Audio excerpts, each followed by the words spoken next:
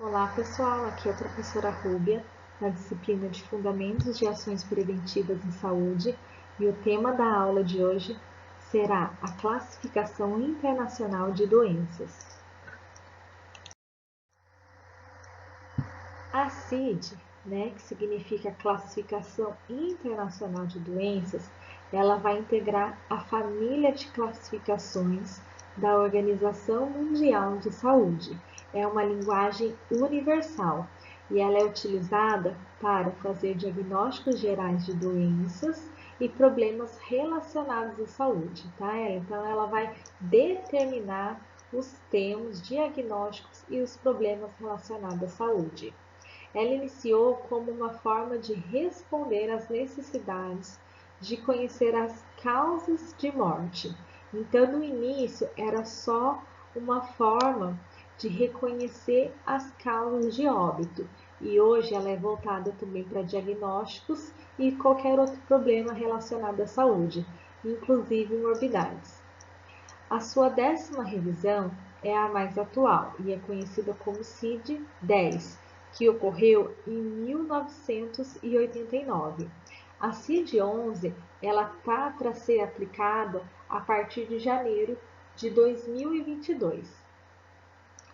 O que significa, né? A CID-10 é a Classificação Estatística Internacional de Doenças e Problemas Relacionados à Saúde, tá? Então, essa é a abreviação que a gente utiliza normalmente, que é a CID-10.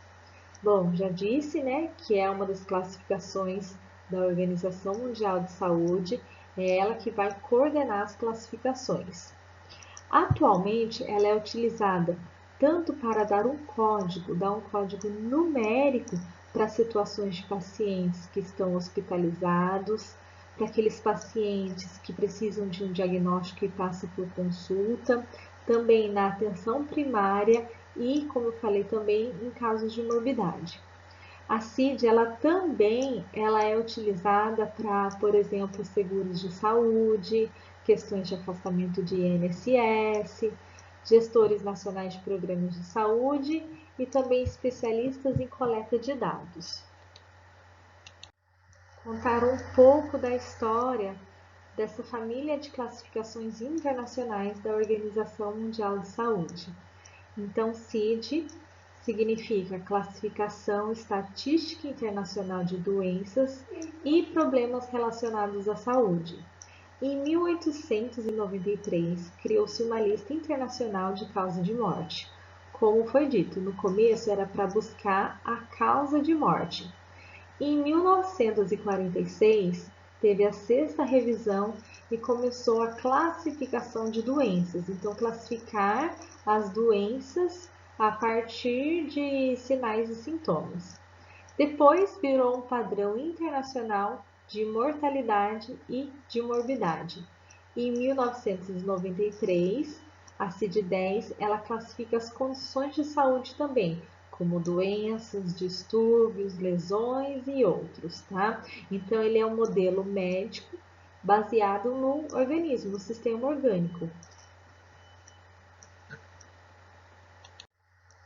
A CID-10, essa daqui é a capa, né, atual na língua portuguesa que a gente tem, que a gente faz consulta, e vou dar um exemplo para vocês. Alguns de vocês já foi no médico e precisou de um atestado médico para afastamento ou para faltar devido ao caso de doença?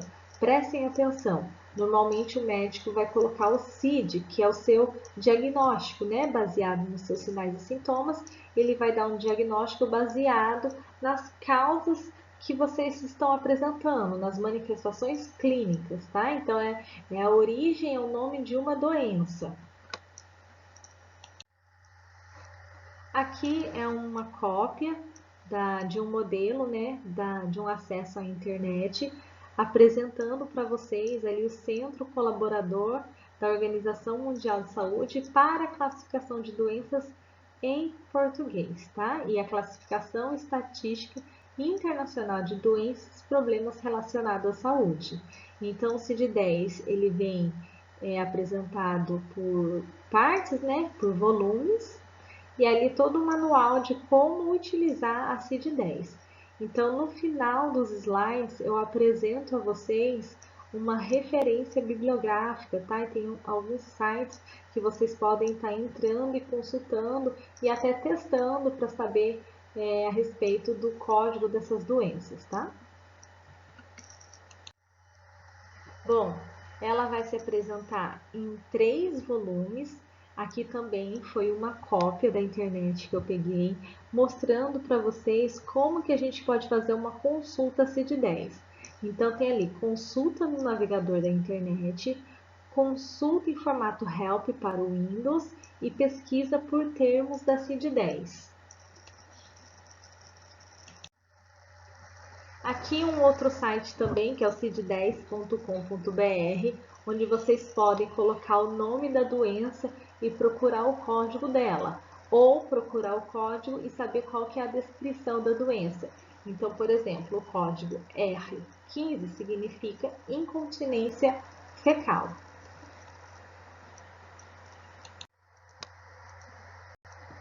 Falando um pouco mais sobre a CID-10, né, ela vai fornecer os códigos relativos à classificação de doenças e de uma grande variedade de sinais e sintomas, de aspectos anormais, de queixas dos pacientes, de circunstâncias sociais e de causas externas para ferimentos ou doenças.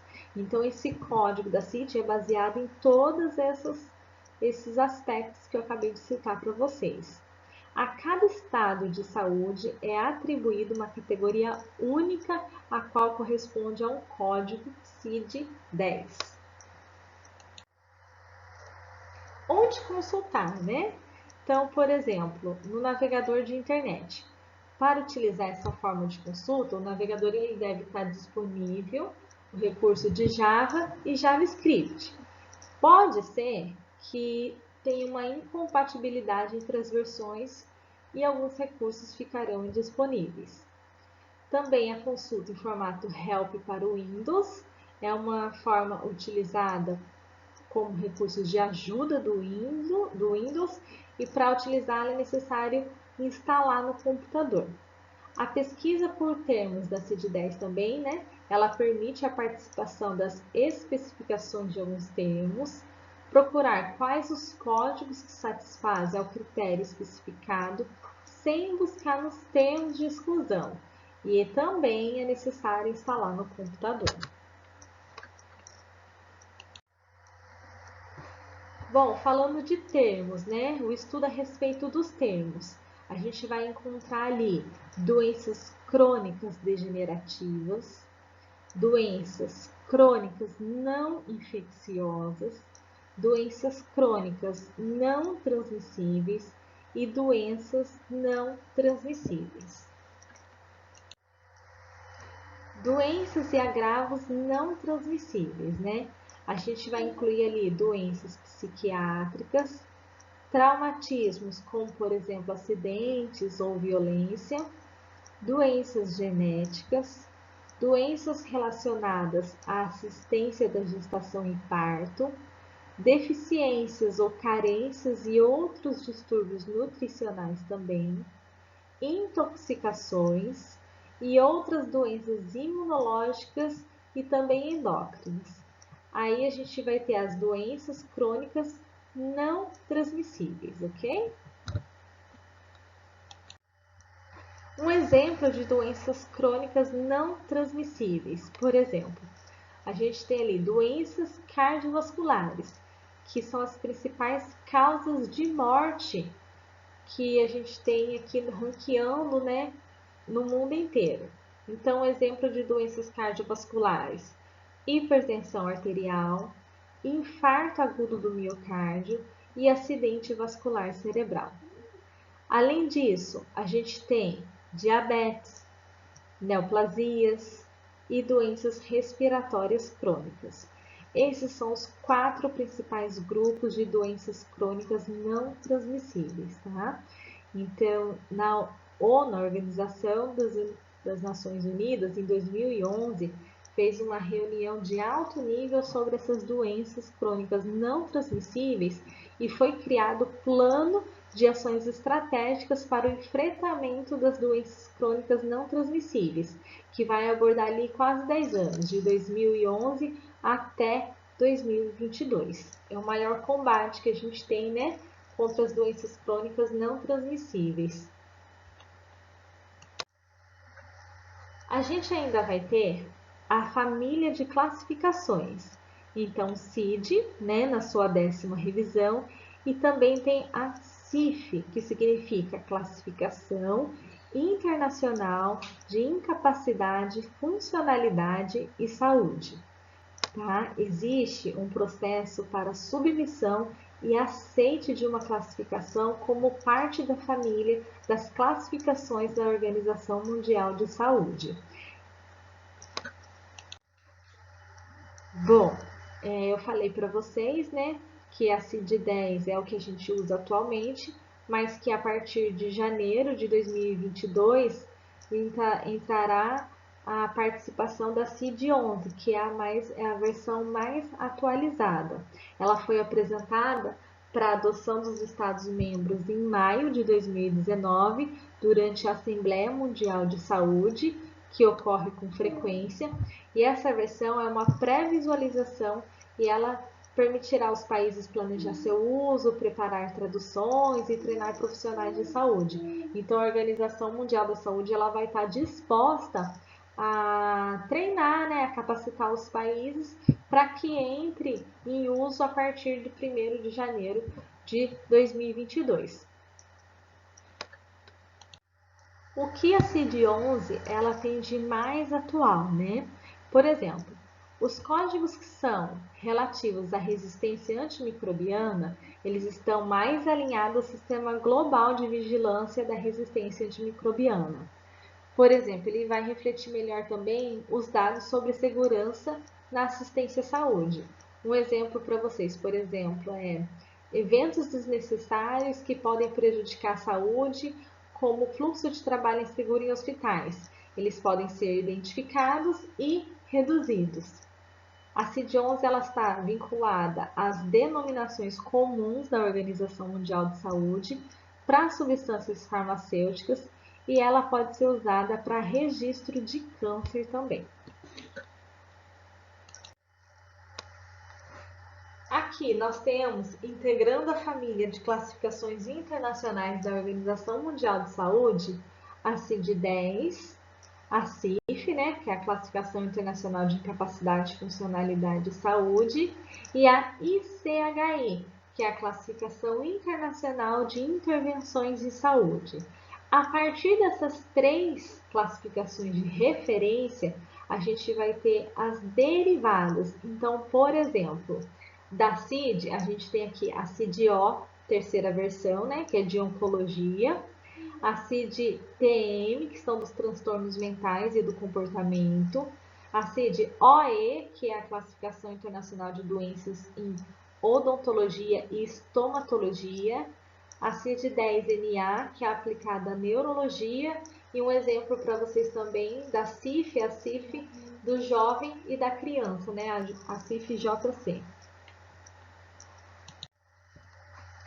Um exemplo aqui para vocês, se vocês forem procurar, por exemplo, por código ou por nome, né? Então, sífilis congênita corresponde ao código A50 e a partir daí a gente tem as especificações da sífilis. Então, por exemplo, a CIF 10 A50.1 significa sífilis congênita precoce de forma latente.